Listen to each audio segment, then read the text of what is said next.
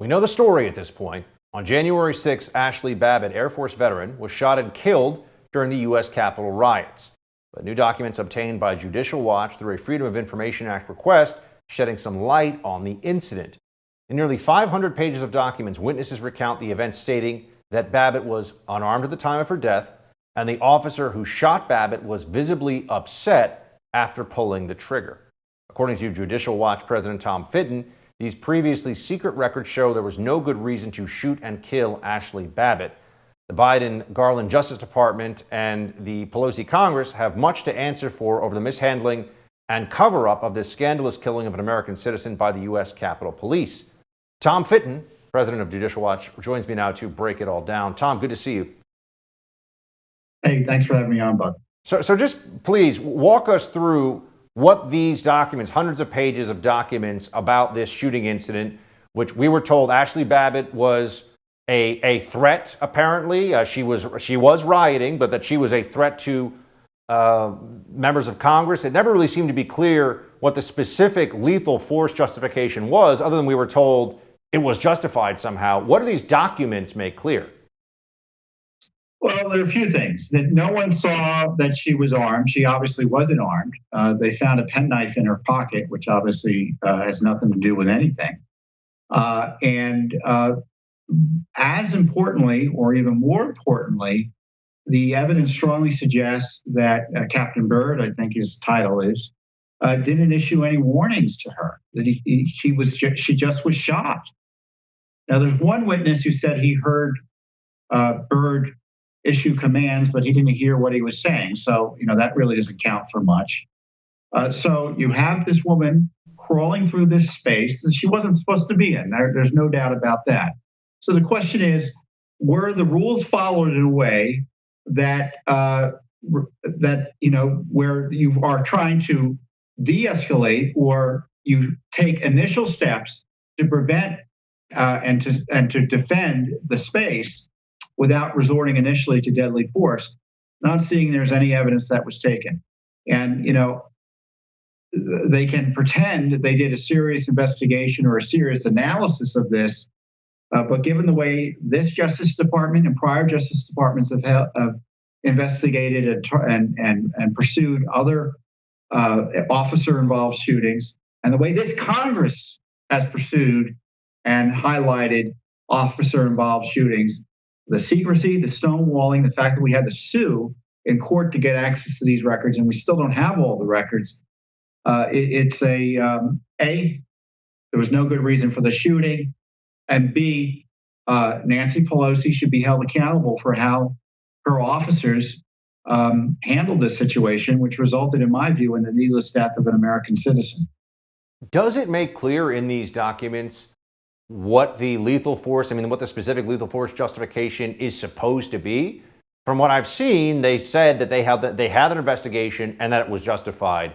But are they claiming, Tom? Do we know, are they claiming that unarmed 120 or so pound or 130 pound female Ashli Babbitt coming through a door was a threat of lethal force to members of Congress or something? What are they claiming? It doesn't seem to be clear to me as somebody who's followed this pretty closely.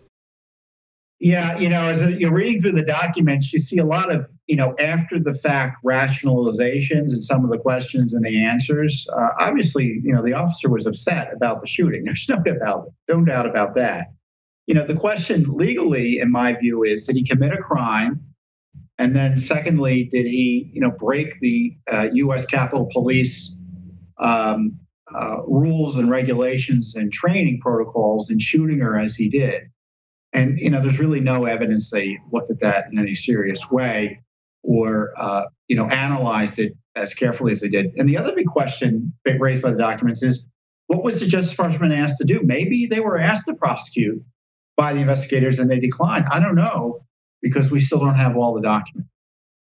We sued the Justice Department separately for their decision-making here on the handling of this shooting death. My concern, look, let's cut to the chase, Bob. You had an unarmed woman, a veteran, shot. And it was pretty clear, based on this evidence, there was no warning given before she was shot. And you have to wonder, and I say this rhetorically, if her shooting death investigation was handled differently because she was a Trump supporter, engaged in the wrong type of protesting or the wrong type of activity, that otherwise is treated quite differently if she was there advocating for something else and for the right politician. Now, you said you've sued separately, Tom. I want to know where does your organization, or do you just know where it stands in the process now in general of getting access to more of the footage? My understanding is that the Capitol Hill police, who are in charge of security at the Capitol, are not releasing a lot of footage that they have, video footage of what happened that day, which to many people seems quite strange considering the severity, they tell us, of the threat that was posed. Recently, we saw some footage of people kind of milling about aimlessly in one part of the Capitol, which led many to believe perhaps, and there we have it up there for you. There's a couple of people that are breaking, they're hitting a door. There's others that are kind of wandering around. Why don't we have access? I mean, isn't it public record? Why can't we see everything that happened that day? Why can't we know? Well, I got two answers to that. The first answer is kind of interesting. The DC police suggested there is video that they would give to us. They didn't have quite the money, though, to handle or process the videos. So there's some weird budget excuse for not giving it to us now. But they said there is material that we might be able to see that I would presume previously hasn't been seen. Secondly, we sued Congress for those videos, and they've taken the legal position that they're not public records subject to disclosure. So we're in a federal court battle now with Nancy Pelosi and her police department over access to videos. The same video, videos for the day that we're told was the most important and worst day in American history. Yet they're hiding this basic information about what happened that day using all sorts of excuses. I counted 9 or 10 reasons why we weren't allowed to get the video. So they're desperate to keep the video away from us. And, we asked for the ability to question people. What do you mean they're not public records? Give us some more information. Let us get some evidence about this. They don't want us to take any evidence. So, this 1/6 investigation, it's weird how it's just focused on targeting their political opponents with threats of jail as opposed to disclosing factual information about actually what happened that day. And again, Judicial Watch is doing more to do that work than the hack politicians on the Hill, and specifically that abusive Pelosi 1/6 Select Committee. Yeah, speaking of hacks, Adam Schiff tweeted out, we've said it before, we will say it again, we're not messing around. People with relevant information to our investigation in January 6th must comply with lawful subpoenas. If they don't, we will use all the tools at our disposal, including criminal contempt, basically threatening to have people arrested for not showing up to Congress, mentioning specifically, I think they have in mind at least, specifically Steve Bannon and Kash Patel, who is a friend of this show.